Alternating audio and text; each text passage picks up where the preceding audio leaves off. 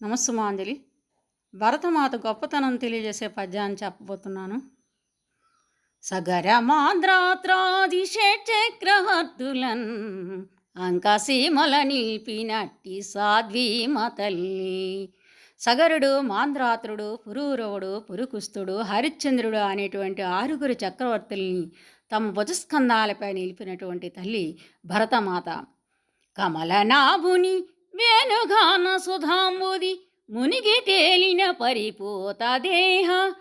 శ్రీకృష్ణుని యొక్క వేణువు నుండి పిల్లనగ్రోవు నుండి వెలువడినటువంటి ఆ గానామృతం అనేటువంటి సముద్రములో మునిగి తేలినటువంటి పరిపోత దేహ భరతమాత. కాళిదాసాది సత్కవి కుమారులంగాంచి కీర్తినందిన పెద్ద గేస్తురాలు. కాళిదాసు మొదలగు మంచి కవుల్ని కని పేరు ప్రఖ్యాతులు పొందినటువంటి తల్లి భరతమాత.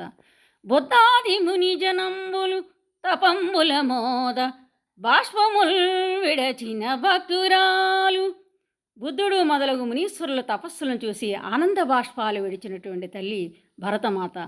సింధు గంగా నది జలక్షీరమెప్పుడు కురిసి బిడ్డలను పోషించుకొనుచున్న పచ్చి బాలింతరాలునా భరతమాత. సింధు గంగా నది జీవనదుల నుండి వచ్చినటువంటి ఆ నీరు అనేటువంటి పాలతో తన ప్రజల్ని పోషించుకున్నటువంటి తల్లి, అంటే ఆ నీటితో పంటలు పండి ప్రజలను పోషించుకున్నటువంటి పచ్చి బాలింతరాలు అనే అర్థం అన్నమాట.